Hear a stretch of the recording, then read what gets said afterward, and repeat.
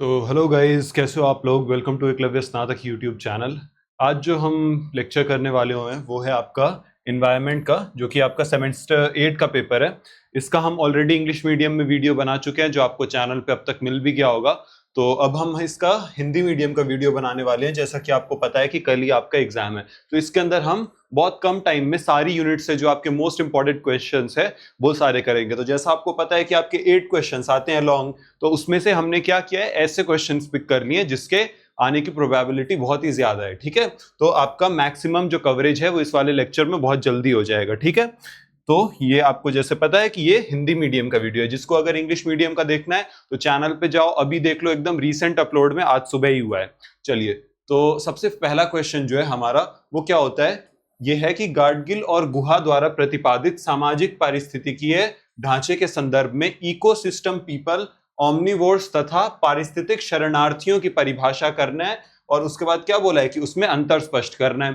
तो हम इसमें किसके बारे में जानेंगे, माधव गाडगिल के बारे में जानेंगे और रामचंद्र गुहा के बारे में जानेंगे। और जो उन्होंने किताब लिखी उसके अंदर उन्होंने क्या किया था, लोगों को 3 कैटेगरी में बांटा था। जो कौन सी हो जाती है, आपकी इकोसिस्टम पीपल की कैटेगरी हो जाती है, फिर हो जाती है आपकी ओमनिवोर्स की और पारिस्थितिकीय शरणार्थियों की। तो उनके बारे में जो उनके बीच का डिफरेंस है उसको समझेंगे। तो देखो, अगर इसके नोट्स चाहिए तो आप इस वाले हमारा जो टेलीग्राम चैनल है उससे डाउनलोड कर लेना।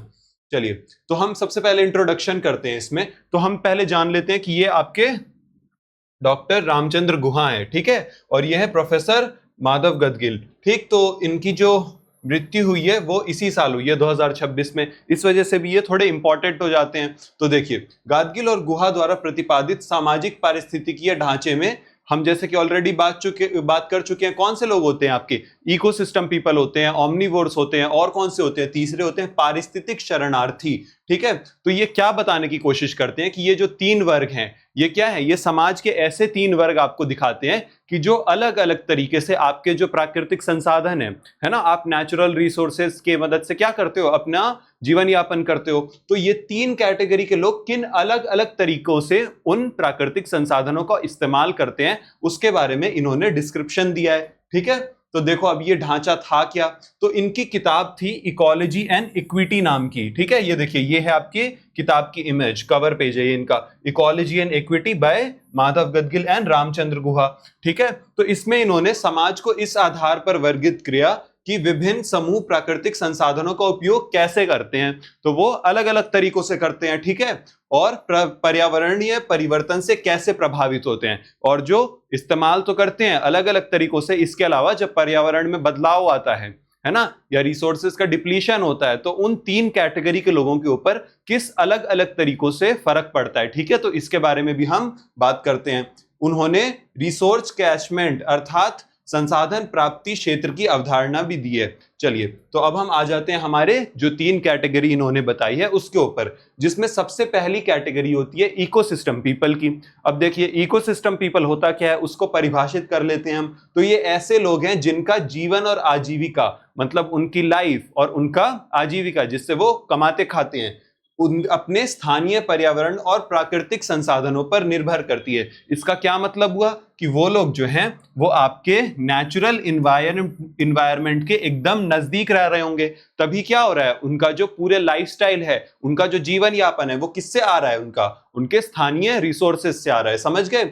अब इसके अलावा देखो, इसमें क्या आ जाती है, भोजन आ जाता है उनका, और जो ईंधन होता है जिसमें आपका मान लीजिए उनको जलाने के लिए लकड़ी चाहिए, वो भी अपने आसपास के एनवायरनमेंट से लेते हैं। चारा हो गया जानवरों के लिए, और पानी, ये सब आसपास की प्रकृति से प्राप्त करते हैं। ठीक है, अब इसके उदाहरण कौन से हो गए, सबसे पहला कौन सा हो गया, आप ऑलरेडी अंदाज लगा सकते हो, जो वनवासी समुदाय हो गए, जो जंगलों में रह रहे हैं। ठीक है, वो लोग। इसके अलावा पहाड़ी क्षेत्रों के छोटे छोटे किसान जो हो गए, जिनके पास ज्यादा जमीनें नहीं है, जो क्या करते हैं, सिर्फ उतना ही उगाते हैं जितनी उनको जरूरत होती है। और तीसरी कैटेगरी हो गई आपकी चरवाहे और जो ग्रामीण गरीब लोग हैं वो। समझ गए। अब देखो, इसमें ये देखो, ये वाली इमेज से आप समझ सकोगे कि ये जो आदिवासी ट्राइब है, ठीक है, ये ट्राइब क्या कर रही है, आप देख रहे हो कि ये जो इन्होंने टोकरियां बनाई हुई है, ये भी किससे बनी है, उनके आसपास के एनवायरनमेंट से आए हुए रिसोर्स से ही बनी है। और जो कलेक्ट कर रहे हैं वो भी कहां से आ रहा है, वो उनके आसपास के एनवायरनमेंट से आ रहा है। तो ये कौन से लोग हो गए, आपके इकोसिस्टम पीपल हो गए। ठीक है, अब देखो इसकी विशेषताएं हम जल्दी से समझ लेते हैं। तो आप ऑलरेडी समझ गए कि ये कौन लोग होते हैं, ज्यादातर ग्रामीण होते हैं, आदिवासी होते हैं और छोटे किसान होते हैं।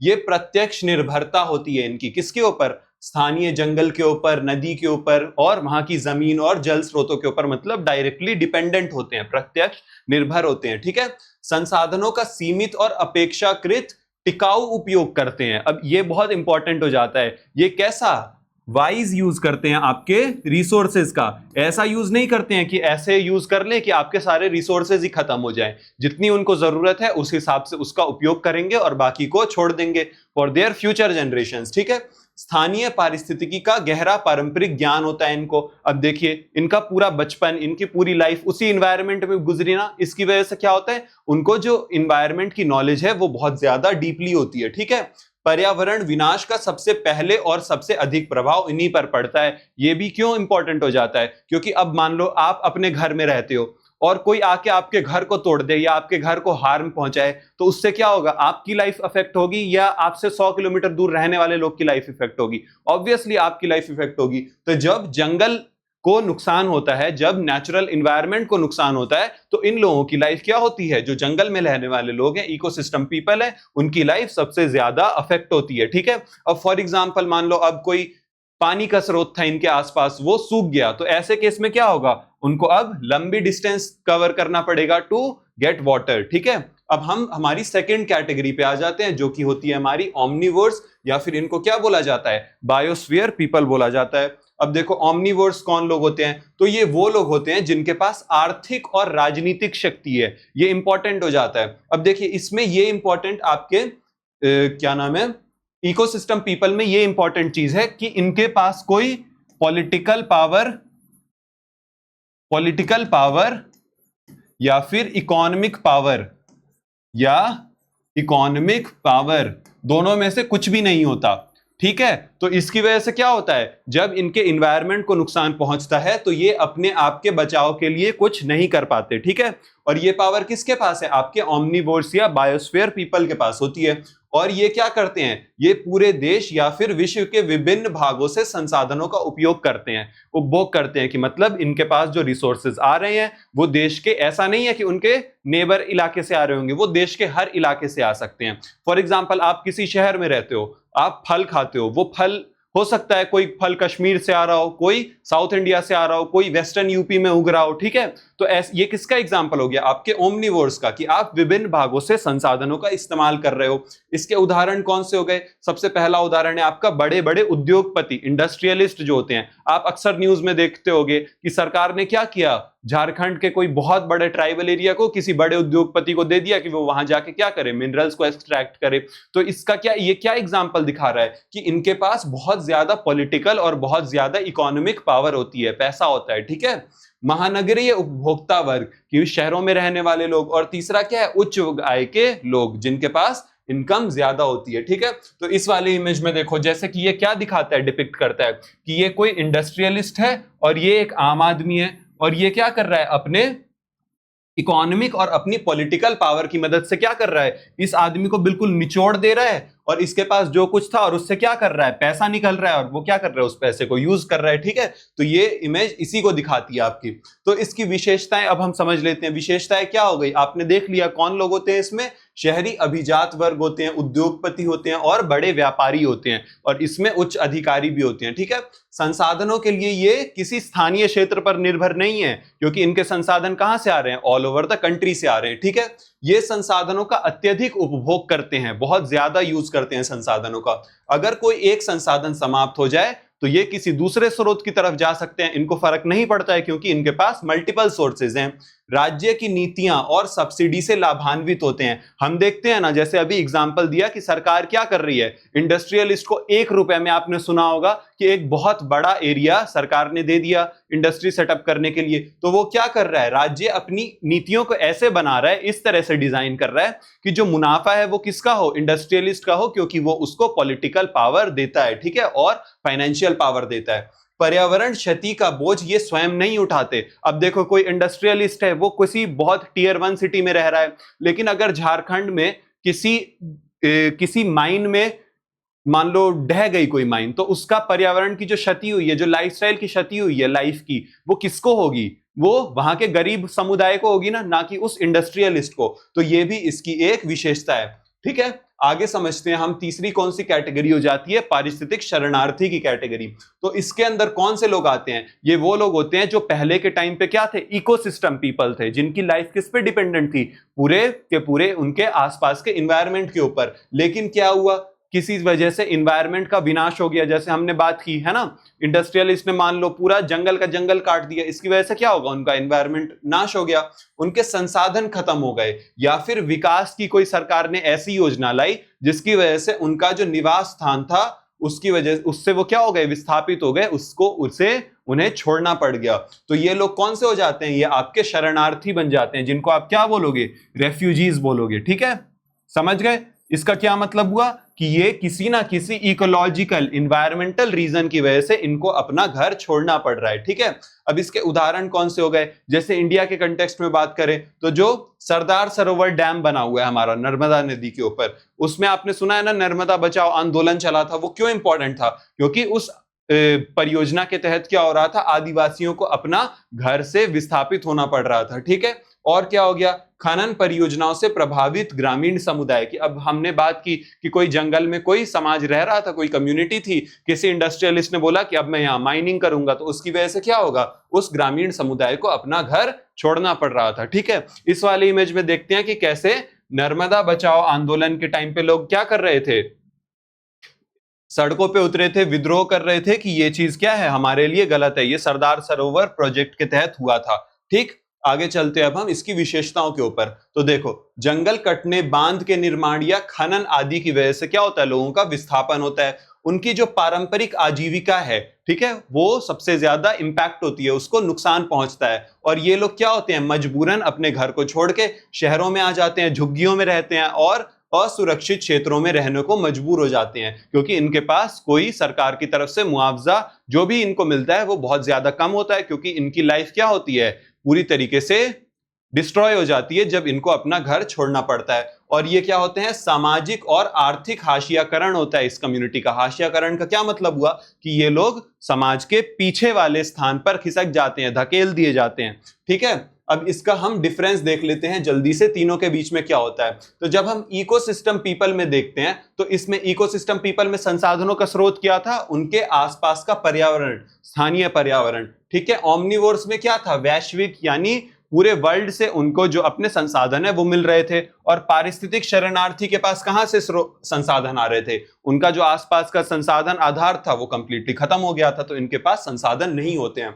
निर्भरता की बात करेंगे हम, तो इकोसिस्टम पीपल अपने इन्वायरमेंट पे कंप्लीटली डायरेक्टली डिपेंडेंट है। लेकिन ओमनिवोर्स कैसे हैं? इनडायरेक्टली डिपेंडेंट है, क्योंकि वो क्या कर रहे हैं? डिफरेंट सोर्सेस से अपने संसाधन को ला रहे हैं। ठीक है, लेकिन पारिस्थितिक शरणार्थी की केस में क्या होता है? विस्थापन के बाद जो उनकी निर्भरता है वो भी कंप्लीटली खत्म हो जाती है, क्योंकि अब उनके पास निर्भर रहने के लिए कुछ बचता ही नहीं है। ठीक है, उपभोग के स्तर की बात करते हैं। जो आपके इकोसिस्टम पीपल है वो सीमित और संतुलित इस्तेमाल करते हैं रिसोर्सेज का, लेकिन ओमनिवोर्स कैसा? बहुत ज्यादा इस्तेमाल करते हैं, अत्यधिक इस्तेमाल करते हैं। और आपके पारिस्थितिक शरणार्थी बहुत कम इस्तेमाल करते हैं, क्योंकि इनके पास ज्यादा कुछ होता नहीं है। सेम वही बात पर्यावरणीय प्रभाव की बात करेंगे, तो इकोसिस्टम पीपल की वजह से पर्यावरण को नुकसान पहुंचता है, बहुत कम होता है। वो बिल्कुल बैलेंस में रहते हैं, जिसकी वजह से ना पर्यावरण का भी नुकसान होता है और ह्यूमन लाइफ भी सस्टेन रहती है, चलती रहती है। लेकिन ओमनिवोर्स की वजह से पर्यावरण बहुत ज्यादा दूषित होता है। और पारिस्थितिक शरणार्थी के केस में क्या होता है? एनवायरनमेंट तो ऑलरेडी डैमेज इंडस्ट्रियलिस्ट कर चुके होते हैं, ये जो लोग हैं वो स्वयं भी पीड़ित हो जाते हैं। ठीक है, सामाजिक स्थिति देखो कैसी होती है। ये लोग ग्रामीण या आदिवासी होते हैं, ठीक है, लेकिन जो ओमनिवोर्स है वो कौन से लोग होते हैं? शहरी, अभिजात वर्ग, अमीर लोग होते हैं। और आपके सब पारिस्थितिक शरणार्थी कैसे लोग हुए? विस्थापित होते हैं, मतलब उनको घर छोड़ना पड़ गया होता है और सामाजिक हाशिए पे होते हैं। ठीक है, उदाहरण हम ऑलरेडी डिस्कस कर चुके हैं। तो निष्कर्ष पे अब हम आएंगे तो हम क्या देखते हैं कि गाडगिल और गुहा का ये जो वर्गीकरण है ये बताता है कि जो आपकी प्राकृतिक समस्याएं हैं वो सिर्फ पॉल्यूशन तक नहीं निर्भर है, मतलब पॉल्यूशन तक लिमिटेड नहीं है। ऐसा नहीं है कि जब हम इन्वायरमेंटल प्रॉब्लम की बात करेंगे तो उसमें हम पॉल्यूशन पे खत्म कर देंगे। ये प्रॉब्लम कैसी है, सामाजिक और राजनीतिक भी है, ठीक है। समाज के जो अलग अलग वर्ग के लोग हैं वो क्या कर रहे हैं, अलग अलग तरीके से इस्तेमाल करते हैं, और जो पर्यावरण का प्रभाव पड़ रहा है वो भी कैसा है, एक जैसा नहीं है, ठीक है। तो इस ढांचे के माध्यम से वे पर्यावरणीय न्याय तथा समान संसाधन वितरण की आवश्यकता पर बल देते हैं। अब हम चलते हैं हमारे क्वेश्चन नंबर 2 के ऊपर, जो कि हो जाता है इकोफेमिनिज्म, ठीक है। पारिस्थितिक नारीवाद, इसके दर्शन की व्याख्या करनी है हमको। विशेष रूप से क्या बताया गया, डॉक्टर वंदना शिवा के दृष्टिकोण के संदर्भ में, ठीक है। और इसके बाद सेकंड पार्ट क्वेश्चन का क्या कह रहा है कि बायोमास आधारित अर्थव्यवस्था में श्रम के लैंगिक विभाजन की भौतिक वास्तविकताओं का विश्लेषण करने को भी बोल रहा है। तो अब हम समझते हैं कि ये होता क्या है, ठीक है। तो इकोफेमिनिज्म के ऊपर आ जाते हैं हम। तो इकोफेमिनिज्म क्या है, ये एक ऐसा विचारधारात्मक दृष्टिकोण है, मतलब ये ऐसा विचारधारा है जो महिलाओं के शोषण को और प्रकृति के दोहन के बीच गहरा संबंध स्थापित करती है। अब देखो, हमको पता है ना, पेट्रियार्की की वजह से क्या होता है, महिलाएं क्या है, आपके समाज में ऑप्रेस्ड हैं, ठीक है। महिलाओं को जो इक्वालिटी मिलनी चाहिए वो पेट्रियार्की की वजह से नहीं मिलती है, ठीक। और तो इकोफेमिनिज्म क्या करता है, और वो बोलता है कि महिलाओं को जो इक्वालिटी नहीं मिल रही है और जो आप नेचुरल इन्वायरमेंट का, नेचुरल रिसोर्सेज का शोषण कर रहे हो, वो क्या है, वो दोनों एक दूसरे से जुड़ी हुई चीजें हैं, ठीक है। ये बताता है ये दोनों अलग अलग नहीं है। और ये क्या मानता है कि पितृसत्तात्मक और पूंजीवादी व्यवस्था, मतलब आपकी पेट्रियार्कल और पूंजीवादी व्यवस्था, पूंजीवादी व्यवस्था जानते हो ना क्या होती है, ऐसी व्यवस्था जो सबसे ज्यादा मुनाफे के ऊपर फोकस करती है। तो ये क्या कहती है कि जिस प्रकार ये महिलाओं को नियंत्रित करती है ये व्यवस्थाएं और शोषित करती हैं, उसी प्रकार ये प्रकृति का भी अंधाधुंध दोहन कर रही हैं, ठीक है। तो इन्होंने क्या किया, इकोफेमिनिज्म में सिंपल कोर आइडिया क्या हुआ, हमने इन्वायरमेंट और महिलाओं को एक साथ जोड़ दिया और उनकी प्रॉब्लम्स को भी एक साथ जोड़ दिया, ठीक है, इकोफेमिनिज्म के अंदर। तो इसके अब जो फिलॉसफी है उसको समझेंगे हम। तो इसकी परिभाषा क्या होती है कि महिलाओं का दमन और पर्यावरण विनाश एक ही सत्ता संरचना का परिणाम है। और वो सत्ता संरचना क्या है, वो आपका पेट्रियार्की हो गई और वो आपका क्या हो गया, पूंजीवाद हो गया, ठीक है। प्रकृति और महिला दोनों को उपयोग की वस्तु के रूप में देखा जाता है, ये बहुत इंपॉर्टेंट है।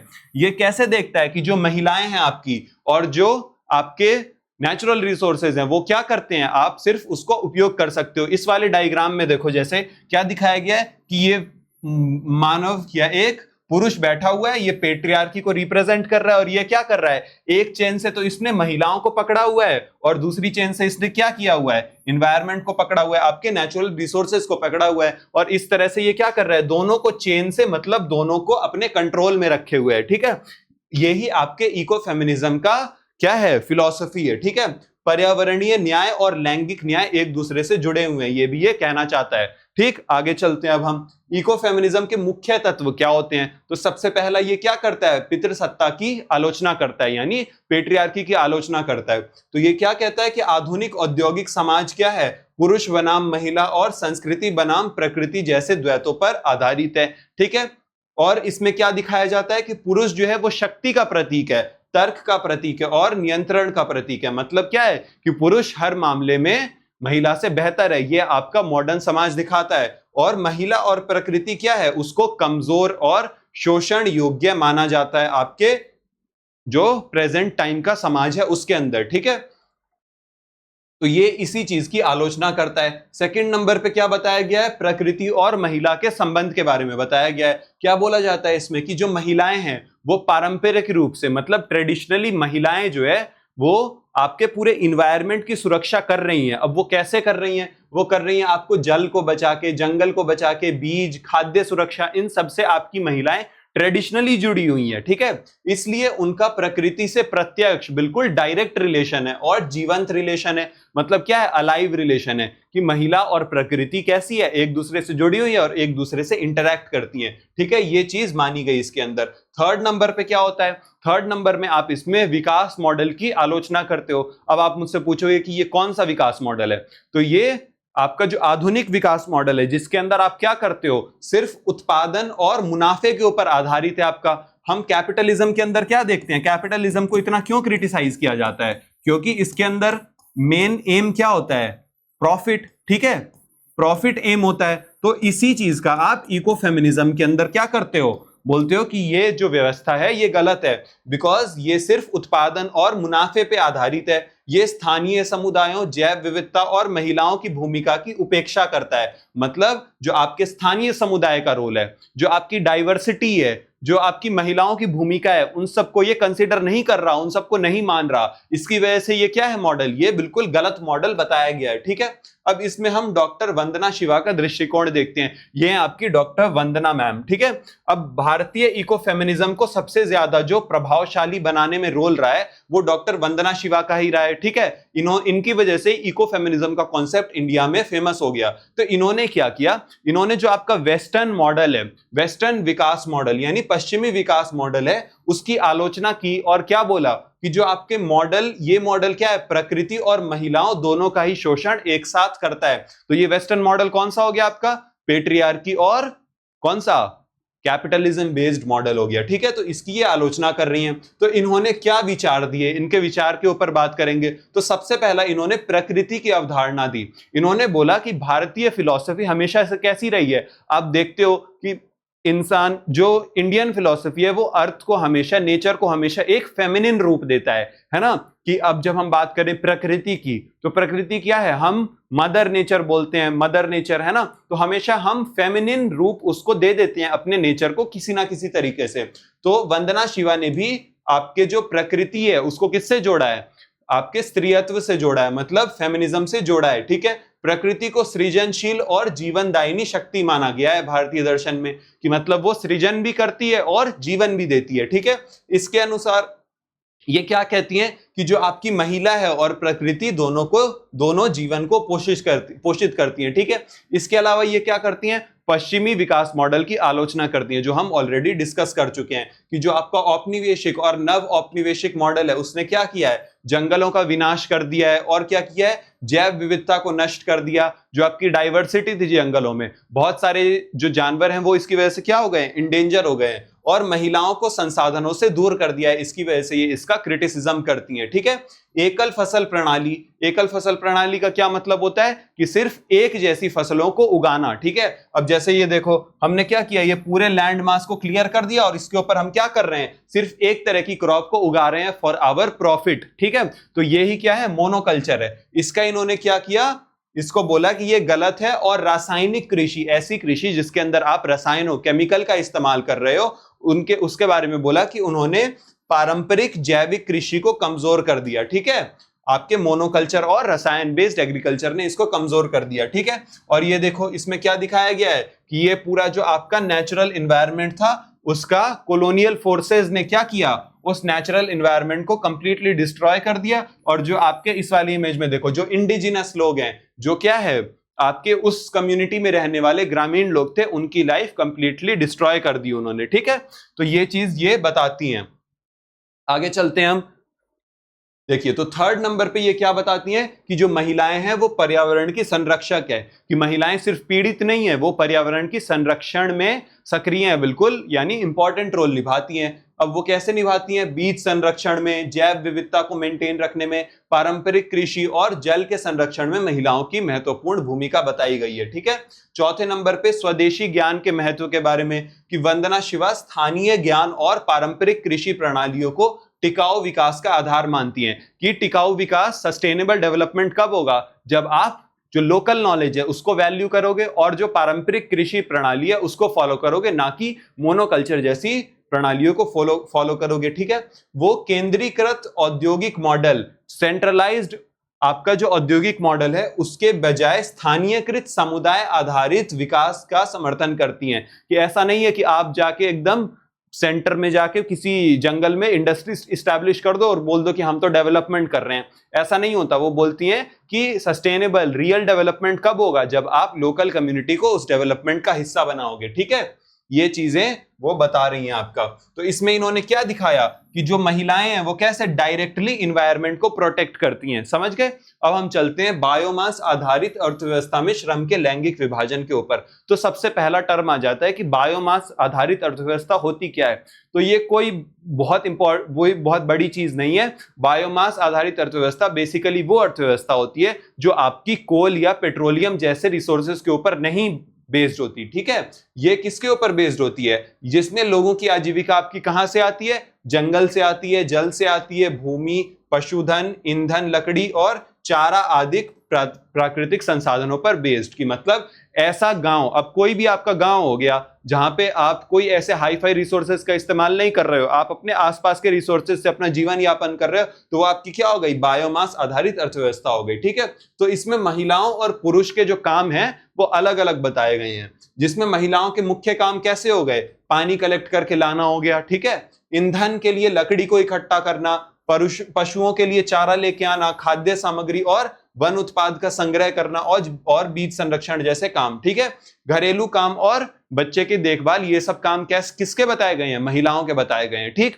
और जो पुरुष के काम कैसे हो गए? पुरुष के काम हो गए बाजार आधारित गतिविधियों की, भूमि की जुताई करना, ठीक है, मजदूरी और व्यापार करना। मतलब महिलाओं के जो काम हो गए वो दिखा दिए गए कि ऐसे काम है जिसमें उनको कोई इकोनॉमिक बेनिफिट नहीं हो रहा है। ठीक है, वो ऐसा काम कर रही है जिससे उनको पैसा नहीं मिल रहा, वो वैल्यू एडिशन कर रही हैं। लेकिन जो पुरुष है उसके काम कैसे हैं? वो ऐसे काम करता है जिससे पैसा आए। ठीक है, तो भौतिक वास्तविकताएं इसकी देखते हैं क्या होती है कि पर्यावरण विनाश का सबसे अधिक प्रभाव जो है वो कब पड़ता है? किसके ऊपर पड़ता है? महिलाओं के ऊपर पड़ता है। अब मान लो महिलाओं का हमने क्या काम देखा कि वो क्या करती है? जंगल से लकड़ियां चुन के लाती हैं। अब जब मान लो जंगल कट गया, कोई जल स्रोत सूख गया, कोई भूमि बंजर हो गई, इसकी वजह से क्या हो गया? जो महिलाओं का श्रम था अब वो बहुत ज्यादा बढ़ जाता है इस केस में। जैसे मान लो कोई महिला थी, वो पास से पहले पानी कलेक्ट करके ला रही थी, अब जब जल स्रोत सूख गया तो उस केस में क्या हुआ? उस महिला को बहुत लंबे डिस्टेंस को कवर करना पड़ा। ठीक है,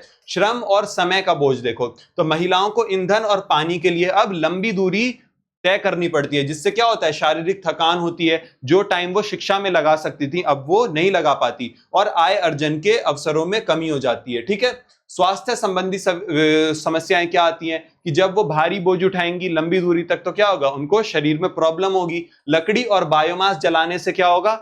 धुआं निकलेगा, और धुएं से क्या होगा? उनके श्वसन को प्रॉब्लम होगी, उनको सांस लेने में दिक्कत होगी। कुपोषण और थकावट की समस्या होगी। जलवायु परिवर्तन का प्रभाव पड़ेगा, जैसे सूखा, बाढ़ और जल संकट महिलाओं की कठिनाइयों को बढ़ा देता है। ठीक है, पुरुषों के शहरों की ओर पलायन करने की वजह से जो कृषि का स्त्रीकरण भी बढ़ जाता है। आगे चलते हैं अब हम इकोफेमिनिज्म के महत्व के ऊपर। तो देखो इकोफेमिनिज्म का क्या महत्व है कि पर्यावरण समस्याओं में इसने क्या किया है? हमने देखा कि लैंगिक दृष्टिकोण को समझने में इसने हेल्प की, कि हमने समझा कि पर्यावरण की समस्याएं सिर्फ पर्यावरण से जुड़ी हुई नहीं है, वो आपकी महिलाओं से भी जुड़ी हुई है। महिलाओं की पारंपरिक पारिस्थितिकीय भूमिका को इससे मान्यता मिलती है। इसके अलावा टिकाऊ विकास, सस्टेनेबल डेवलपमेंट और सामाजिक न्याय के ऊपर बल दिया गया, और स्थानीय समुदायों और जैव विविधता की रक्षा के ऊपर भी बल दिया गया। तो इसका निष्कर्ष सिंपल सा क्या कह सकते हैं कि इकोफेमिनिज्म बोलता है कि पर्यावरण विनाश और महिलाओं का शोषण जुड़ा हुआ है। और डॉक्टर वंदना शिवा ने क्या बताया कि महिलाओं का प्रकृति से गहरा संबंध है।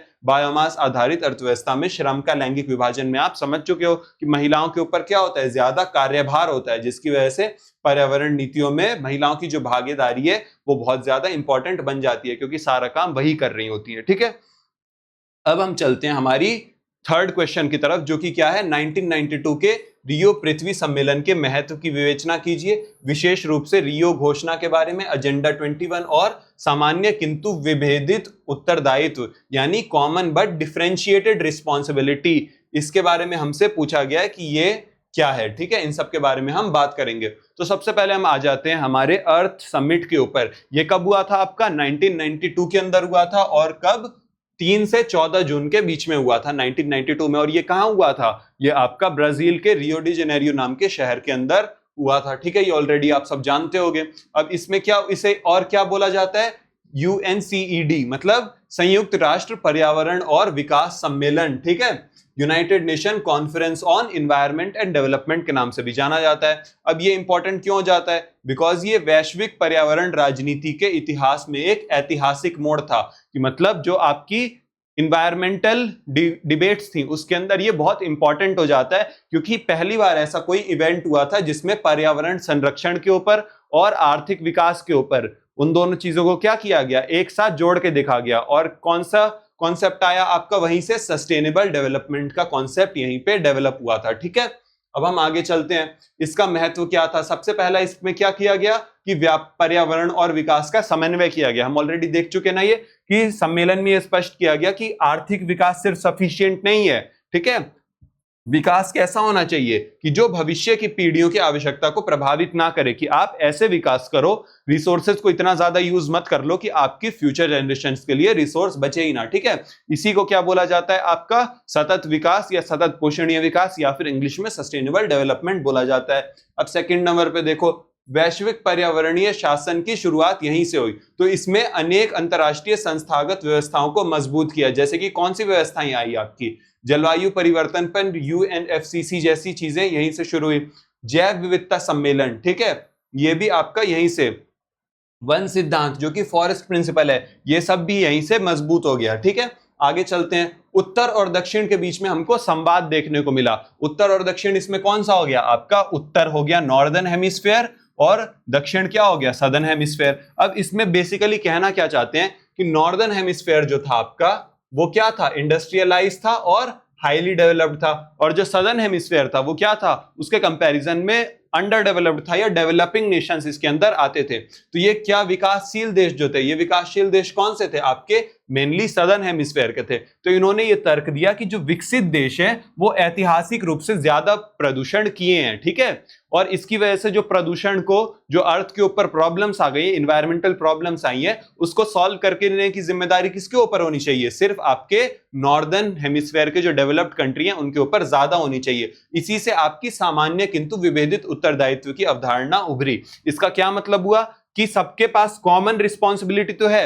वो कॉमन रिस्पॉन्सिबिलिटी क्या है इनके पास? कि हमको पर्यावरण को फिक्स करना है, इन प्रॉब्लम से क्या करना है? जूझना है। लेकिन जो उसका उत्तरदायित्व है, जो उनके ऊपर रिस्पॉन्सिबिलिटी है, वो एक जैसी नहीं होनी चाहिए। जो प्रेशर है वो सबके ऊपर अलग अलग होना चाहिए, क्योंकि पर्यावरण को नुकसान पहुंचाने में जो रोल है वो भी सबका क्या है? अलग है। ठीक है, आगे देखो। अब रियो घोषणा क्या हो जाता है? जो कि है हमारा रियो डिक्लेरेशन। ठीक है, तो रियो डिक्लेरेशन के अंदर बेसिकली 27 सिद्धांत शामिल थे। ठीक, ये 27 सिद्धांत क्या थे? ये वैश्विक पर्यावरणीय कानून और नीतियों की दिशा को तय किया इन्होंने। ठीक है, ये 27 आपके सिद्धांतों ने। तो इनमें से हम मेन सिद्धांत जान लेते हैं, सबसे कौन से होते हैं। तो सबसे पहला था सतत विकास का सिद्धांत, यानी सतत पोषणीय विकास का सिद्धांत, जो कि आप ऑलरेडी समझ चुके हो। ठीक है, सेकंड सिद्धांत इसमें क्या बताया गया? मानव केंद्रित दृष्टिकोण, कि मतलब मनुष्य को सतत विकास का केंद्र माना गया। ठीक है, और स्वस्थ और उत्पादक जीवन के अधिकार के रूप में इसे स्वीकार किया गया कि आप ऐसा डेवलपमेंट ना कर दो जिसकी वजह से क्या हो, मान लो इन्वायरमेंट ही पूरा खत्म हो गया तो 10 मंजिल की बिल्डिंग्स बना लेने का कोई फायदा होगा जब उसमें रहने वाले ह्यूमन से बीमार रहेंगे। तो उनका जो जीवन हो वो कैसा हो? स्वस्थ और उत्पादक हो। ठीक है, और इसी के लिए सतत पोषणीय विकास बहुत ज्यादा इंपॉर्टेंट हो जाता है।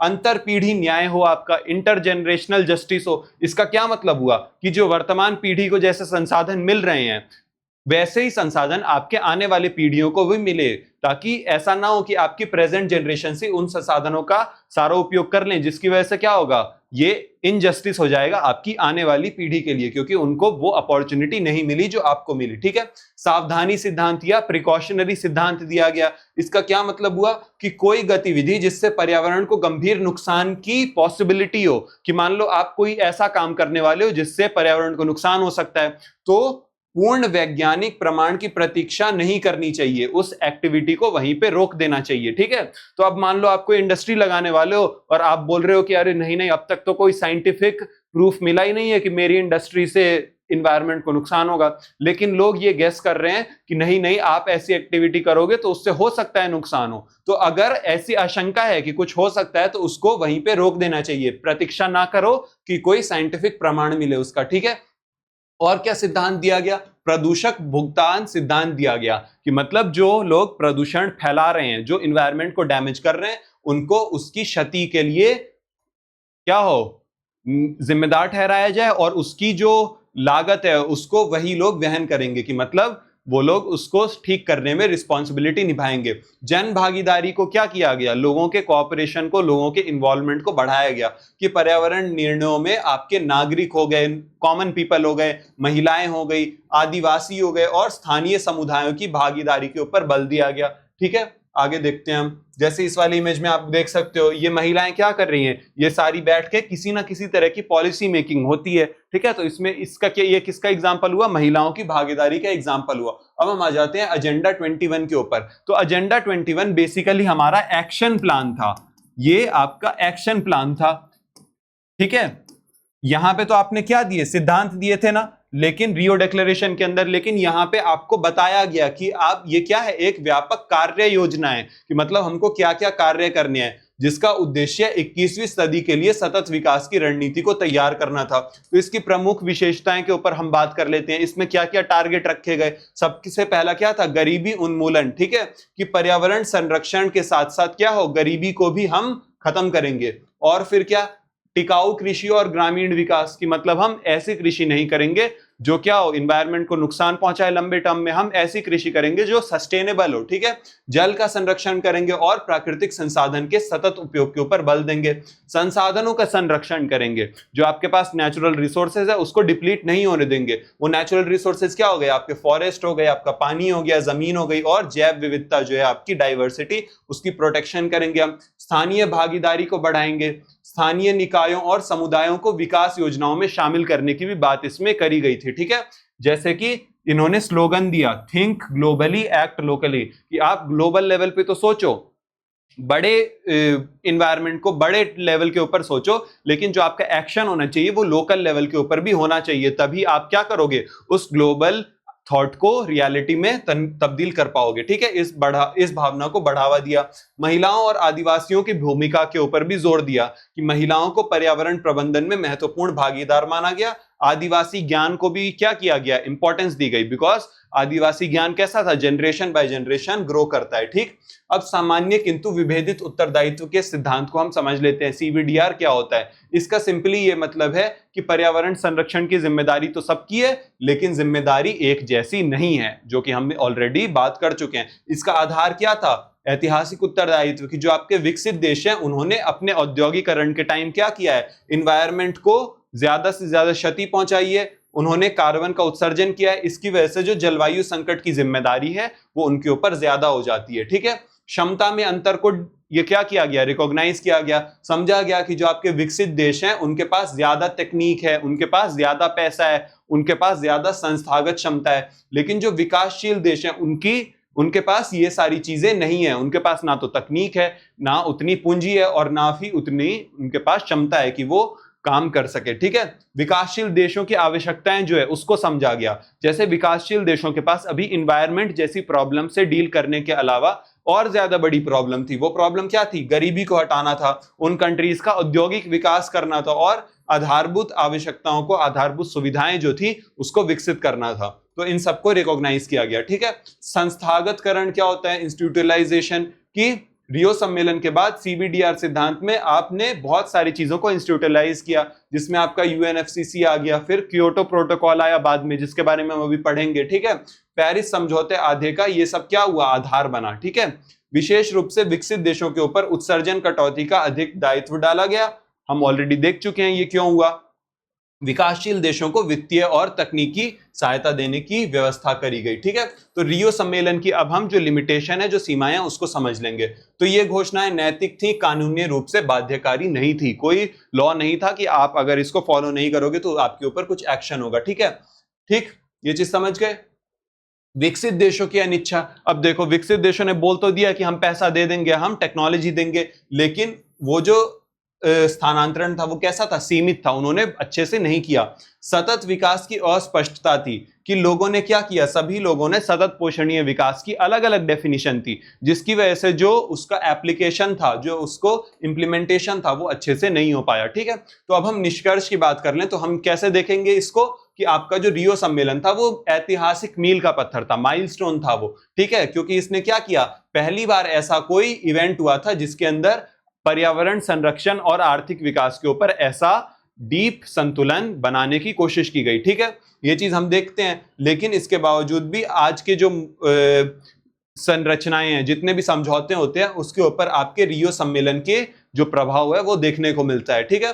ये सब चीजें हम ऑलरेडी डिस्कस कर चुके हैं। अब हम चलते हैं हमारे क्वेश्चन नंबर 4 के ऊपर, जो कि हो जाता है क्योटो प्रोटोकॉल और पेरिस समझौते का समालोचनात्मक अध्ययन करने को बोल रहा है, और क्योटो व्यवस्था की विफलता के कारणों के बारे में उनका विश्लेषण करने को बोल रहा है। और क्या बोल रहा है कि स्पष्ट कीजिए कि पेरिस समझौता राष्ट्रीय स्तर पर निर्धारित योगदानों के माध्यम से उन कमियों को किस प्रकार दूर करने का प्रयास करता है। बेसिकली इसने पूछा कि क्योटो प्रोटोकॉल क्या था, फिर बोल रहा है कि वो विफल क्यों हुआ, और बोल रहा है कि आपका जो पेरिस सम्मेलन था उसमें उन विफलताओं को कैसे सॉल्व किया, ठीक है। तो अब हम इसके ऊपर चलते हैं, क्योटो प्रोटोकॉल और पेरिस समझौते के समालोचनात्मक तुलनात्मक अध्ययन के ऊपर। तो देखो, हम जानते हैं ना कि जलवायु परिवर्तन आज के टाइम की बहुत बड़ी प्रॉब्लम है, सबको पता है। तो इस चुनौती से निपटने के लिए क्या होता है, अंतरराष्ट्रीय स्तर पे बहुत सारे प्रयास किए गए, जिसमें हमने इससे पहले कौन सा देख लिया, रियो का देख लिया, रियो डी जेनेरियो का देख लिया, जो कब हुआ था आपका 1992 में हुआ था।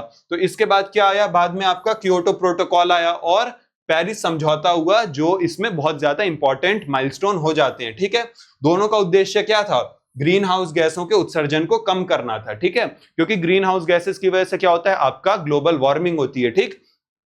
परंतु इनकी जो संरचना थी, इनका जो काम करने का दृष्टिकोण था और कार्यप्रणाली, इनमें बहुत ज्यादा डिफरेंस देखने को मिला। तो वो डिफरेंस के बारे में हम जानेंगे। तो सबसे पहले आ जाते हैं हमारे क्योटो प्रोटोकॉल के ऊपर। ये कब साइन हुआ था, ये आपका 1997 में साइन हुआ था, और कहां हुआ था, क्योटो नाम का शहर है आपका जापान में, वहां हुआ था। और ये प्रभावी कब से हुआ, 2005 में। तो ये देखो, UNFCCC जो हमने देखा था, UNFCCC क्या है आपका, United nation framework convention on climate change, ठीक है। तो इसकी आपकी 1997 वाली मीटिंग कहां हुई थी, क्योटो में। यहीं पे आपका क्योटो प्रोटोकॉल के ऊपर साइन हुआ था, ठीक है। और ये 2005 से आपका लागू हुआ। तो इसकी पृष्ठभूमि देखो क्या था, इसका बैकग्राउंड। तो UNFCCC 1992 के अंतर्गत बनाया गया पहला कानूनी रूप से बाध्यकारी समझौता था, लीगली बाइंडिंग समझौता था, ठीक है, आपका क्योटो प्रोटोकॉल। इससे पहले हमने देखा ना कि रियो में भी जो आपका बना था, जो आपका साइन हुआ था उसके ऊपर, रियो डिक्लेरेशन के ऊपर, तो वो कोई बाइंडिंग नहीं था, लॉफुली बाइंडिंग नहीं था, ठीक है। लेकिन ये क्या था, लीगली बाइंडिंग समझौता था, पहली बार ऐसा हुआ था। इसका उद्देश्य क्या था कि विकसित देशों के लिए ग्रीन हाउस गैस उत्सर्जन में कटौती के बाध्यकारी लक्ष्य निर्धारित करना, कि जो आपके डेवलप्ड कंट्रीज हैं वहां जो ग्रीन हाउस गैसेज हैं उसमें कटौती हो, और उसके लिए क्या किया गया, एक बाध्यकारी, मतलब ऐसा लक्ष्य फिक्स कर दिया गया कि आपको ऐसा करना ही करना है, ठीक है, उनके ऊपर जरूरी कर दिया। तो इसकी मुख्य विशेषताएं क्या है कि बाध्यकारी उत्सर्जन लक्ष्य, इसमें देखो सबसे पहले एनेक्स 1 और नॉन एनेक्स 1 कैटेगरी में कंट्री को बांट दिया गया। तो एनेक्स 1 में कौन सी कंट्री आ गई, आपकी डेवलप्ड कंट्री आ गई, ठीक है, डेवलप्ड कंट्री। और नॉन एनेक्स 1 के अंदर कौन सी कंट्री आ गई, आपकी नॉन डेवलप्ड कंट्री या डेवलपिंग कंट्री। तो बोल दिया कि जो आपके जो सिर्फ विकसित देश हैं उनके ऊपर कानूनी दायित्व है कि वो अपना ग्रीन हाउस गैसेस का कंजम्पशन जो है, जो उत्सर्जन है, उसको एकदम खत्म कर दें।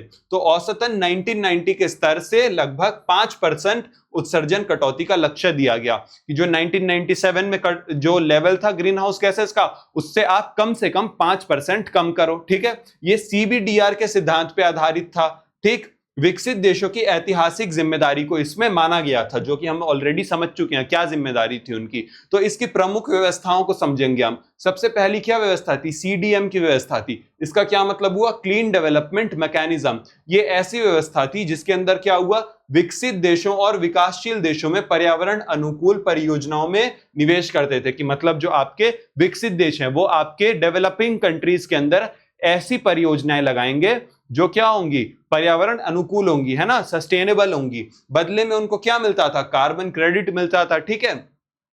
तो जैसे कोई आपका मान लो विकसित कंट्री है, फॉर एग्जांपल USA है, वो इंडिया के अंदर कोई सोलर एनर्जी का प्लांट लगाता है, या फिर पर्यावरण ऊर्जा के लिए संयंत्र लगाता है, या कोई प्रदूषण नियंत्रण परियोजना लगाता है तो उसके वजह से क्या होगा, उसे उत्सर्जन कटौती का श्रेय मिलेगा, उसको कार्बन क्रेडिट मिलेगा, उसको बोला जाएगा कि आपने उत्सर्जन को कम करने में बहुत इंपॉर्टेंट रोल निभाया है। ठीक है, अब इसका उद्देश्य क्या था कि इसकी वजह से क्या होगा, विकासशील देशों को तकनीक और निवेश मिलेगा, कि मतलब उनके पास डेवलप्ड कंट्रीज से टेक्नोलॉजी आएगी और पैसा आएगा, और विकसित देशों को सस्ते तरीके से उत्सर्जन कम करने में सहायता मिलेगी। कि अब मान लो जब विकसित कंट्री क्या होगा, उसको ये बोला जाएगा कि आपको, उसको तो टारगेट दे दिया कि तुमको 5% उत्सर्जन में कमी करनी है, तो अगर वो अपनी कंट्री में चेंज करने की कोशिश करेगा तो क्या होगा, ऐसे केस में उसका बहुत ज्यादा पैसा खर्च होगा।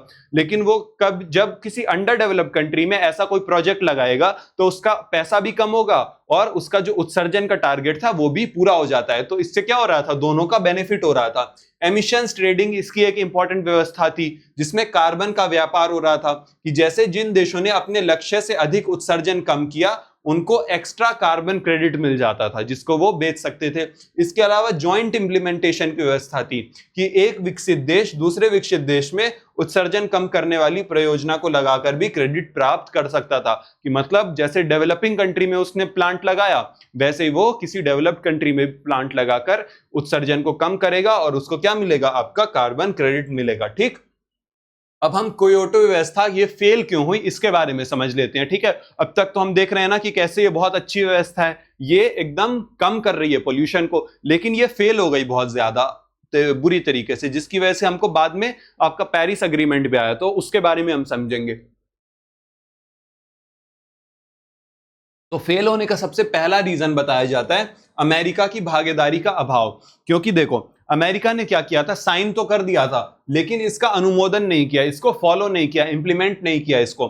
क्योंकि अब देखो अमेरिका क्या हो जाता है, आपका वर्ल्ड का सबसे बड़ा पोल्यूटेंट में से एक हो जाता है। तो जब वर्ल्ड का सबसे बड़ा खिलाड़ी उस गेम से बाहर निकल जाएगा तो ऐसे केस में गेम की जो पॉपुलैरिटी है उसके ऊपर इफेक्ट पड़ेगा ना। अब फॉर एग्जांपल बोल दो कि आईपीएल जैसा गेम है, उसके अंदर से बड़ी बड़ी टीम मुंबई इंडियंस और चेन्नई सुपर किंग्स हट जाती है, तो गेम के जो फैन बेस है उसके ऊपर इंपैक्ट पड़ेगा ना। यही चीज इसमें भी हुआ क्योंकि अमेरिका ने भागीदारी नहीं की थी। ठीक है, विकासशील देशों के ऊपर कोई बाध्यता नहीं थी क्योंकि इसमें विकसित देशों के ऊपर ही सारा बाध्यता लगाई गई थी, जिसकी वजह से विकसित देशों ने इसको क्या बोला कि ये असमान है, अनइक्वल है, कि आप हमारे ऊपर तो क्या कर रहे हो, फोर्स कर रहे हो कि हम कम करें अपने एमिशंस को, लेकिन आप डेवलपिंग कंट्री के ऊपर ऐसा कोई रूल नहीं लगा रहे हो, जिसकी वजह से वो नाखुश थे। ठीक है, सीमित कवरेज था इसका कि वैश्विक उत्सर्जन का बड़ा हिस्सा जो था वो समझौते के दायरे से बाहर ही रह गया। ठीक है, कार्बन बाजार की समस्याएं थी, जो सीडीएम परियोजना थी आपकी,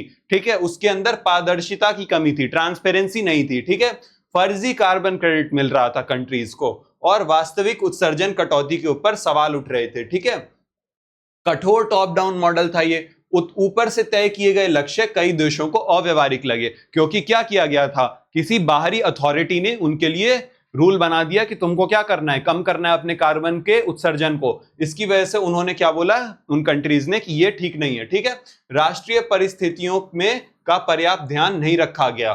ठीक, और दंड व्यवस्था इसकी कैसी थी, कमजोर थी। अब मान लो लक्ष्य को पूरा नहीं किया किसी कंट्री ने तो उसके ऊपर कोई खास फर्क नहीं पड़ा। ठीक है, अब इसी सबको डील करने के लिए आपका पेरिस समझौता हुआ, ये आपका 2015 में हुआ था। ठीक है, ये आपका कहां हुआ था, पेरिस के अंदर फ्रांस में, कोप 21, ठीक है, यूनाइटेड नेशंस का।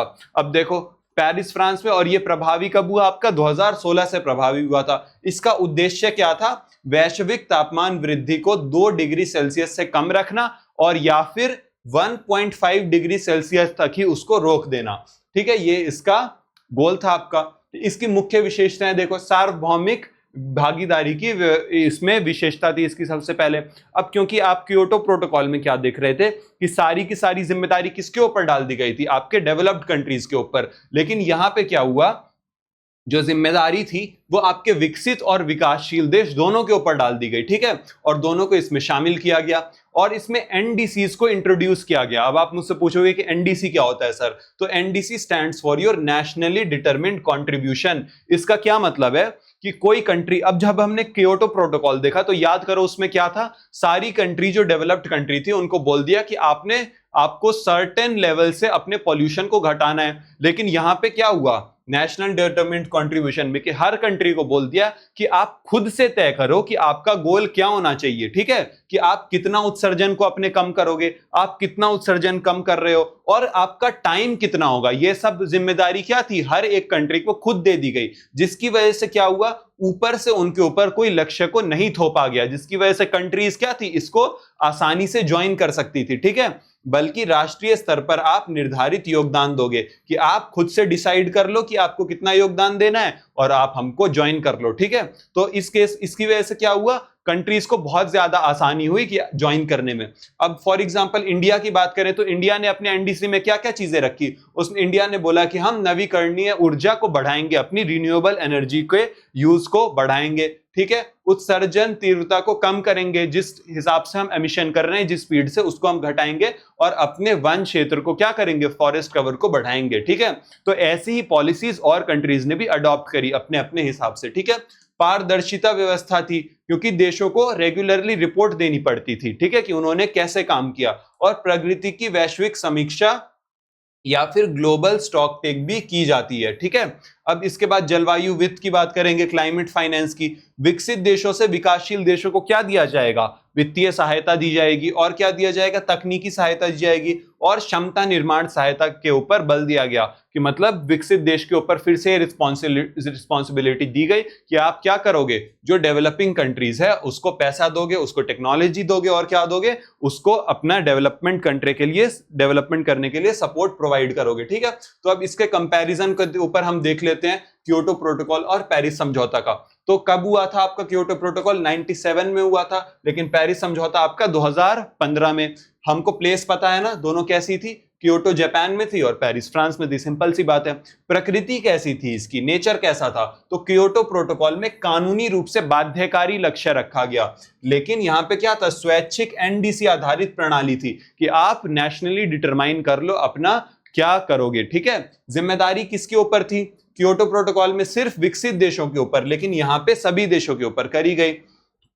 दृष्टिकोण इसमें टॉप डाउन अप्रोच थी, लेकिन पेरिस समझौते में बॉटम अप अप्रोच थी। ये बहुत इंपॉर्टेंट कीवर्ड हो जाता है, ठीक है। सीबीडीआर देखो, कठोर रूप से क्योटो में लागू हुआ था, लेकिन आपके पेरिस में लचीले रूप से लागू हुआ था। लक्ष्य निर्धारण कैसा था, यहाँ पे अंतरराष्ट्रीय स्तर पे क्योटो प्रोटोकॉल में क्या किया गया था, हर कंट्री को अंतरराष्ट्रीय स्तर पे खुद से लक्ष्य बना के दे दिया गया कि आपको अचीव करना है, लेकिन यहाँ पे हर एक कंट्री खुद से अपना लक्ष्य तय कर रही थी, ठीक है।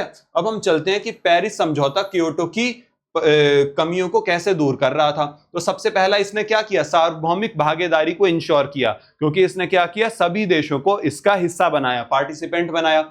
एनडीसी आधारित बॉटम अप अप्रोच थी, कि आपने क्योटो में देखा था कि लक्ष्य कैसे तय हो रहे थे, ऊपर से तय हो रहे थे, कंट्रीज के ऊपर थोप दिए जा रहे थे, लेकिन पेरिस में क्या हुआ, हर देश को खुद से लक्ष्य तय करने की स्वतंत्रता दी गई, जिसके से फायदा क्या हुआ कि राष्ट्रीय परिस्थितियों के अनुसार हर कंट्री अपने जरूरतों, अपनी रिक्वायरमेंट के अनुसार अपनी नीतियां बना पाई, और आर्थिक राजनीतिक स्वीकार्यता मिली, और बहुत ज्यादा भागीदारी हमको देखने को मिली। नेशंस ने एक्टिवली पार्टिसिपेट किया, क्योंकि वो किसी के दबाव के अंदर नहीं थे। लचीलापन देखने को मिला था यहाँ पे आपको, कि देशों को हमने देखा ना कि अपनी क्षमता के अनुसार काम कर रहे थे वो।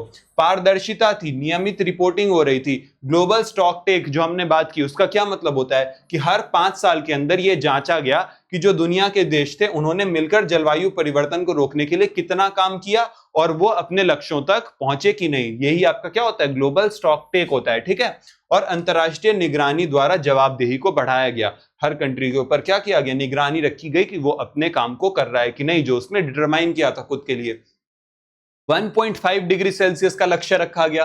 पेरिस समझौते में क्या हुआ, अधिक महत्वाकांक्षी जलवायु लक्ष्य को निर्धारित किया गया कि आप जो ग्लोबल वार्मिंग है उसको 1.5 डिग्री से भी कम रखोगे, ठीक है। और वो क्या था आपका, ऑप्टिमिस्टिक था, लेकिन रियलिस्टिक क्या माना गया था, 2 डिग्री सेल्सियस तक, ठीक। जलवायु न्याय और सीबीडीआर का संतुलन बनाया गया, कि सीबीडीआर को पूरी तरीके से समाप्त नहीं किया गया, बल्कि राष्ट्रीय परिस्थिति के अनुसार लचीले रूप से इसको अपना लिया गया, ठीक है। तो समालोचनात्मक मूल्यांकन देखेंगे हम, तो इसकी उपलब्धियां क्या थी, सभी देशों की भागीदारी आपको देखने को मिली। वैश्विक प्राथमिकता बनी आपका जलवायु परिवर्तन को रोकना, ठीक है, और नवीकरणीय ऊर्जा को बढ़ाने के ऊपर सारी कंट्री ने फोकस किया, ठीक है। लेकिन इसकी सीमाएं क्या थी, जो आपका लिमिटेशंस क्या हुई इसकी, इसमें कुछ कमियां भी हमको देखने को मिली। तो जो एनडीसी कानूनी रूप से बाध्यकारी नहीं थी, जो आपका देश था वो लक्ष्य तय तो कर लेता, लेकिन अब मान लो वो फॉलो नहीं करेगा तो उसके ऊपर कौन उसको जिम्मेदार ठहराएगा? कोई नहीं ठहराएगा, ऐसी कोई बॉडी नहीं थी, ठीक है। लक्ष्य अपर्याप्त था। जो वर्तमान एनडीसी है वो अभी भी 1.5 डिग्री सेल्सियस लक्ष्य प्राप्त करने के लिए पर्याप्त नहीं माने जाते हैं, कि जो स्टेप्स कंट्री ले रही है उससे बोला जाता है कि 1.5 डिग्री सेल्सियस वाला जो आपने गोल तय किया है अपने लिए वो कभी भी अचीव नहीं हो पाएगा, ठीक है। वित्तीय सहायता विवाद की जो विकसित देशों को बोला गया था कि आप वित्तीय सहायता प्रदान करोगे, वो उन्होंने फिर से उस लेवल पे नहीं करी, ठीक है। तो इसका निष्कर्ष हम कैसे कहेंगे कि जो क्योटो प्रोटोकॉल है वो वैश्विक जलवायु शासन का पहला बाध्यकारी प्रयास था, कि मतलब पहला लीगली बाइंडिंग कोई एफर्ट किया गया था, जिसने क्या किया, सीबीडीआर के सिद्धांत को रखा और क्या किया, लेकिन इसकी लिमिटेशंस क्या थी, सीमित भागीदारी, कठोर संरचना और राजनीतिक असहमति, जिसकी वजह से ये उतना प्रभावशाली नहीं हो पाया। लेकिन पेरिस समझौते में क्या हुआ, ये सारी चीजें बदल गई, क्योंकि यहाँ पे अब क्या था, एनडीसी आधारित लचीली और सार्वभौमिक व्यवस्था थी, जिसको क्या हुआ, सारी कंट्रीज ने अपनाया और जो आपकी कमियां थी क्योटो प्रोटोकॉल की उसको दूर करने का प्रयास किया, ठीक है। अब हम चलते हैं हमारे लास्ट क्वेश्चन के ऊपर, जो कि हमारे इंडिया से डील करता है, और ये क्वेश्चन क्या है कि भारत की राष्ट्रीय जलवायु परिवर्तन कार्य योजना, ठीक है, NAPCC के अंतर्गत जो 8 आपके राष्ट्रीय मिशन थे उनके बारे में बात करने को बोल रहा है, ठीक है। तो ये 8 मिशन आपको मुंह जबानी याद होनी चाहिए, ठीक है। 8 मिशन, देखो ये मिशन तो बहुत आसान होंगे, कोई बहुत बड़ी चीज नहीं है। कोई मिशन होगा आपका सोलर एनर्जी से रिलेटेड, कोई पानी से रिलेटेड, कोई एनर्जी एफिशिएंसी रिलेटेड, लेकिन आपको क्या है, उसका नाम याद रखना बहुत जरूरी है। आप सिर्फ नाम याद रख लो, आप डिस्क्रिप्शन उसका खुद ही दे दोगे, इसमें कोई रॉकेट साइंस नहीं है, बहुत आसान है आप जब देखोगे तो, ठीक है। और इसके बाद क्या बोल रहा है कि जो पंचामृत की रणनीति थी वो किस प्रकार से 2070 तक नेट जीरो उत्सर्जन प्राप्त करने के भारत के लक्ष्य को समर्थन प्रदान करती है, ठीक है। तो ये दोनों चीजें बहुत आसान क्वेश्चन है, ये कैसा है, बस नेम रटने वाला क्वेश्चन है। इसके ऊपर हम आते हैं, तो सबसे पहले हमारा भारत की राष्ट्रीय जलवायु परिवर्तन कार्य योजना NAPCC को समझेंगे। अब तो भारत ने क्या किया था, 30 जून 2008 को प्रधानमंत्री की जलवायु परिवर्तन परिषद के माध्यम से, PMCCC के माध्यम से हमने एक राष्ट्रीय जलवायु परिवर्तन कार्य योजना को जारी किया, जिसको NAPCC कहा गया, ठीक है। तो ये अब इंपॉर्टेंट क्यों हो जाती थी, बिकॉज इसमें हमारी जो गवर्नमेंट थी उसने कोशिश की कि को बेनिफिट के ऊपर हम क्या करें, इंपॉर्टेंस दें। अब को बेनिफिट का क्या मतलब हुआ कि आप जलवायु के ऊपर, जो जलवायु को आप सेव करने की कोशिश कर रहे हो, उसको किससे जोड़ोगे, आप अपने डेवलपमेंट से जोड़ोगे, कि आपका डेवलपमेंट भी हो लेकिन आप जलवायु को भी बचाओ, और इसके अलावा आपकी जो एनर्जी सिक्योरिटी है, सततता, सस्टेनेबल डेवलपमेंट, उन तीनों को आपने कंबाइन कर दिया। तो मतलब आप ऐसी पॉलिसीज अपनाओगे जिससे आपका डेवलपमेंट तो होगा ही, सस्टेनेबल डेवलपमेंट भी होगा और आपका इन्वायरमेंट का प्रोटेक्शन भी होगा। और इसके तहत ही क्या किया गया, 8 मिशन रखे गए थे। अब वो मिशन को हम समझेंगे। तो सबसे पहला, जो सबसे इंपॉर्टेंट और सबसे सक्सेसफुल मिशन जो था वो था हमारा नेशनल सोलर मिशन, ठीक है, NSM। आप ऑलरेडी समझ गए होंगे NSM क्या होता है। इसका उद्देश्य क्या था कि इंडिया में जो सौर एनर्जी है उसको बहुत तेजी से फैलाना और देश को सौर ऊर्जा का प्रमुख केंद्र बनाना, कि आप सोलर एनर्जी का ज्यादा से ज्यादा क्या करो, उसको कलेक्ट कर पाओ और बड़े स्तर पे इंडिया की जो सोलर कैपेसिटी है उसको बढ़ा दो। तो सबसे पहला ये था, इजी सा है, ठीक है। अब हम इसके अंदर क्या किया गया कि रिवर्स बाइंडिंग जैसी विधियों से क्या हो, जो सोलर इंस्टॉल करने की आपकी कॉस्टिंग है उसको घटाया जाए और कोल के बराबर या कम दरों तक सौर ऊर्जा को लाने का प्रयास किया गया, कि जो सोलर एनर्जी का प्राइस था वो आपके कन्वेंशनल ट्रेडिशनल एनर्जी रिसोर्सेज के प्राइस के बराबर हो जाए या कम हो जाए, जिससे लोग इंस्पायर हो इसको यूज करने के लिए। नेक्स्ट नंबर पे आ जाता है हमारा national mission for enhanced energy efficiency, NMEEE। अब देखो मैं ऑलरेडी बोल चुका हूं कि इसके नाम को याद रख लेना। तो आप अगर नोट्स बना रहे हो उसका, तो सीधे नाम लिखो इस क्वेश्चन में, सारी पॉलिसीज के आप अपने आप समझ जाओगे एक बार सुन के। तो इसका उद्देश्य क्या था कि उद्योग जो थे आपके, बड़ी बड़ी इंडस्ट्रीज थी और बड़े ऊर्जा उपभोक्ता थे, उनमें ऊर्जा की जो खपत हो रही है वो घटाई जाए। अब वो खपत कैसे घटाई जाएगी, आप इसका प्रमुख उपकरण क्या था, आपका पैट था, जिसका क्या मतलब हुआ, परफॉर्म, अचीव एंड ट्रेड, कि जिसमें लक्ष्य से अधिक बचत करने वाले जो संस्थान है उनको आप एनर्जी सर्टिफिकेट या ई सर्टिफिकेट दोगे, ठीक है। और जो लक्ष्य से पीछे रहने वाले थे उनको प्रमाण पत्र खरीदना पड़ता था। अब जब वो खरीदेंगे तो क्या होगा, उनको पैसा देना पड़ेगा और इससे वो मोटिवेट होंगे कि हम भी क्या करें, अपनी जो एनर्जी एफिशिएंसी है उसको इंप्रूव करें और अपने एनर्जी वेस्टेज को इंप्रूव करें, ताकि हमको जो सर्टिफिकेट है वो फ्री में मिल जाए। और अगर फ्री में नहीं मिलेगा तो आपको उसको पैसा देना पड़ेगा। तो इससे क्या हुआ, एनर्जी एफिशिएंसी के लिए जो आपकी इंडस्ट्रीज थी वो मोटिवेट हुई। थर्ड नंबर पे आ जाता है हमारा नेशनल मिशन और सस्टेनेबल हैबिटेट। तो ये किससे रिलेटेड था, ये आपका शहरों से रिलेटेड था कि जो आपके शहर हैं वो ज्यादा टिकाऊ बने, उनमें ऊर्जा कुशल भवन बने, जो घर बने वो ऐसे बने जहां कम से कम इलेक्ट्रिसिटी यूज हो और क्या हो, जो एनर्जी की एफिशिएंसी है वो अच्छी रहे। ठीक है, जिसके अंदर अब फॉर एग्जांपल क्या हो, घरों में खिड़कियां होंगी तो क्या होगा, आपको लाइट की जरूरत नहीं पड़ेगी, बल्ब की जरूरत नहीं पड़ेगी, है ना। जब आप घरों में लाइट कलर का पेंट कराओगे तो उससे आपका घर ठंडा रहेगा। ये कैसी प्रैक्टिसेस हैं, ये ऐसी प्रैक्टिसेस हैं जो आपके सिटी को सस्टेनेबल बनाती हैं। ठीक है, ठोस कचरा प्रबंधन हो आपके शहर में, मतलब कचरा इधर उधर वेस्ट ना हो। सार्वजनिक परिवहन अच्छा हो, जब सार्वजनिक परिवहन अच्छा होगा तो लोग गाड़ियों का इस्तेमाल कम करेंगे, जब पर्सनल व्हीकल का कम इस्तेमाल करेंगे तो क्या होगा, जो आपके ग्रीन हाउस एमिशन है वो भी घटेगा और इन्वायरमेंट प्रोटेक्ट होगा। मेट्रो हो शहर में और इलेक्ट्रिक व्हीकल फेम जैसी व्यवस्थाओं के माध्यम से पोल्यूशन घटे और सिटी क्या हो आपकी सस्टेनेबल बने।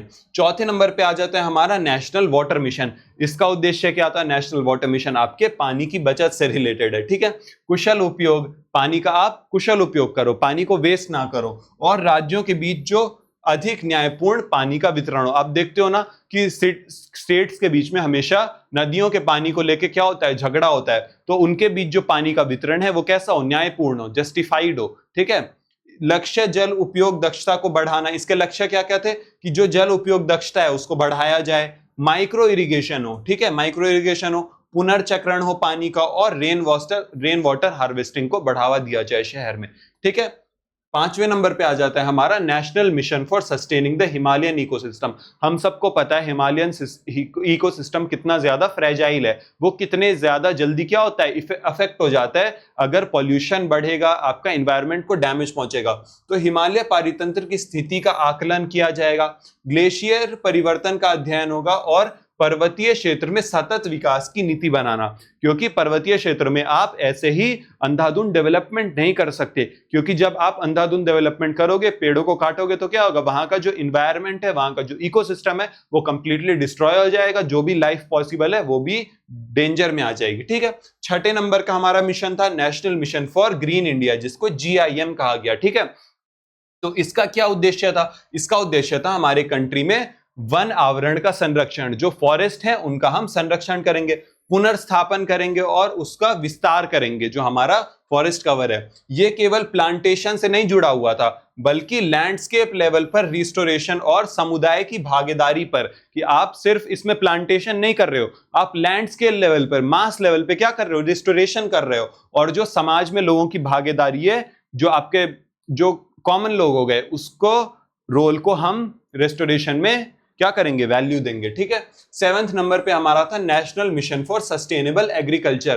तो इसका उद्देश्य क्या था, इसका उद्देश्य था खेती को ज्यादा उत्पादक बनाना, टिकाऊ और क्लाइमेट रेजिलिएंट बनाना। इसका क्या मतलब हुआ, आप देखते हो कि अक्सर क्या होता है, क्लाइमेट में कुछ बदलाव आया, ज्यादा बारिश हो गई या कभी कम बारिश हुई, ऐसे केस में कंप्लीटली आपका एग्रीकल्चर डिस्ट्रॉय हो जाता है। तो इसके अंदर क्या किया गया, rain fed area development, soil health card दिए गए और drought heat flood resistance variety को क्या किया गया, व्यवस्थाएं आती हैं कि मतलब आप ऐसी प्रैक्टिसेस को अपनाओगे, ऐसे बीजों को अपनाओगे जो आपके क्लाइमेट में होने वाले बदलाव से एग्रीकल्चर को डैमेज से बचा दे। ठीक है, और 8th नंबर पे आ जाता है हमारा national mission on strategic knowledge for your climate change. ठीक है, तो इसके अंदर बेसिकली बात की गई कि क्लाइमेट पॉलिसी के लिए आप क्या करोगे। अब इन सब चीजों को समझने के लिए आपके पास उतनी ट्रेंड इंडिविजुअल भी तो होने चाहिए, और वो ट्रेंड इंडिविजुअल कहां से आएंगे, आपके यूनिवर्सिटीज से आएंगे, एजुकेशनल इंस्टीट्यूशन से आएंगे।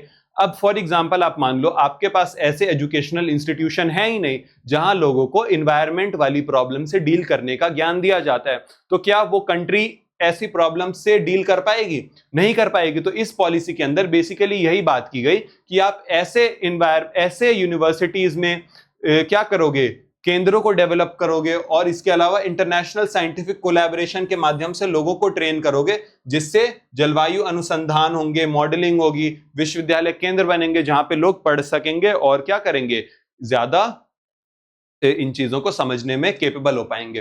अब हम आ जाते हैं हमारी पंचामृत रणनीति और 2070 के नेट जीरो लक्ष्य के ऊपर।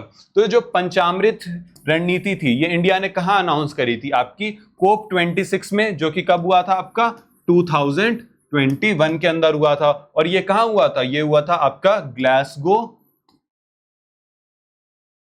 यूनाइटेड किंगडम, ठीक है, स्कॉटलैंड के अंदर ये शहर है।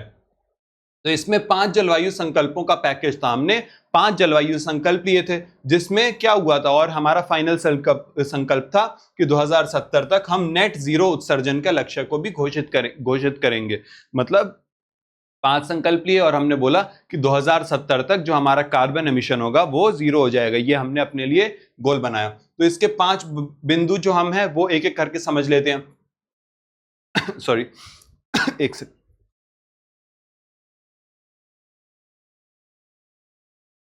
सबसे पहला जो हमारा लक्ष्य था वो क्या था, 2030 तक 500 gigawatt non fossil energy capacity को डेवलप करना। अब नॉन फॉसिल एनर्जी क्या, कौन सी एनर्जी हो गई कि आप रिन्यूएबल सोर्सेज से एनर्जी को लेके आ रहे हो, जो आपके फॉसिल फ्यूल से एनर्जी नहीं आ रही है, ठीक है। तो 2030 तक का हमारा ये गोल था। अब सिर्फ 3 साल बचे हैं, 4 साल, देखते हैं कि वो अचीव हो पाता है कि नहीं। और क्या बोला गया, 2030 तक ऊर्जा आवश्यकताओं का 50% आपका रिन्यूएबल रिसोर्सेज से आएगा। अब देखो ये 2030 तक का, इसमें भी सिर्फ 3 साल बचे हैं, देखते हैं कितना अचीव हो पाता है। कि जो आप ये इसमें बेसिकली क्या बोला गया कि हम इंटरनेशनल लेवल पे अनाउंस करके आ गए मोदी जी कि 2030 तक जो इंडिया का रिन्यूएबल रिसोर्सेज है वो क्या करेगा, इंडिया की जरूरत का 50% एनर्जी बनाएगा, ठीक है। 2030 तक अनुमानित कार्बन एमिशन में 1 बिलियन टन की कमी करेंगे हम, ठीक है। हमारा जो कार्बन एमिशन हो रहा है अभी उससे 1 बिलियन टन हम कम कर लेंगे, ठीक। और 2005 के स्तरों की तुलना में जीडीपी की कार्बन इंटेंसिटी में 45% की कमी करेंगे। और लास्ट हम ऑलरेडी डिस्कस कर चुके हैं कि 2070 तक हमारा जो कार्बन एमिशन होगा वो नेट जीरो हो जाएगा। तो ये एनएपीसीसी से आगे कैसे बढ़ाए, देखो तो जो पंचामृत है वो आपका एनएपीसीसी का इवॉल्व रूप है। क्योंकि हम देखते हैं ना हर एक पॉलिसी, जब हम पब्लिक एडमिनिस्ट्रेशन पढ़ते हैं तो हम उसमें देखते हैं कि कैसे हर एक पॉलिसी क्या है, किसी पास्ट में आई हुई पॉलिसी का ही इवॉल्व रूप होता है। तो पंचामृत भी हमारी पास्ट में जो एनएपीसीसी आई थी उसका इवॉल्व रूप था, उसका महत्वाकांक्षी चरण है, ठीक है। एनएपीसीसी ने भारत को सेक्टर वाइज मिशन आधारित ढांचा दिया, है ना, कि हर सेक्टर के लिए हमने अपना एक गोल बना लिया। और पंचामृत ने उसी ढांचे को बड़े, समयबद्ध और अधिक स्पष्ट क्लाइमेट टारगेट में बदल दिया, ठीक है। हम देख रहे थे कि एनएपीसीसी ने कैसे सोलर, वाटर सोलर आपका एनर्जी हो गया, हिमालयन इकोसिस्टम हो गया, सारे सेक्टर में काम करने के लिए अलग अलग पॉलिसीज बनाई थी ना। तो पंचामृत में बेसिकली इस ढांचे को और ज्यादा विस्तार में लाके खड़ा कर दिया और क्या किया, टाइम बाउंडेड टारगेट बना दिया हमारे लिए और ज्यादा स्पष्ट टारगेट में बदल दिया, ठीक है। 2022 में भारत की अपडेटेड एनडीसी में भी कोप 26 के पंचामृत को आगे और बढ़ाया, ठीक है।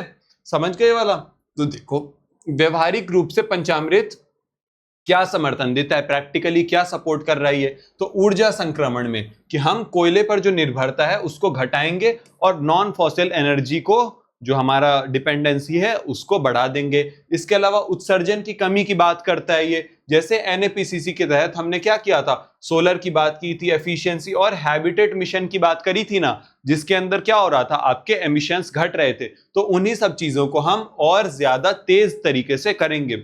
और क्या किया था, क्षेत्रीय क्रियान्वयन के ऊपर कि राज्य स्तरीय योजनाओं और एनडीसीज के माध्यम से लक्ष्य को जमीन पर उतारता है, कि मतलब ग्राउंड लेवल पे इंप्लीमेंट करता है जब आप उनको आपके राज्य स्तर की स्टेट लेवल पॉलिसीज में अपनाओगे, ठीक है। और लंबी अवधि का मार्गदर्शन किया कि हमने एक लॉन्ग टर्म गोल सेट कर लिया अपने लिए कि हम आने वाले 50 साल के अंदर अपना क्या करेंगे, बेसिकली अपने कार्बन एमिशंस को जीरो कर देंगे, ठीक है।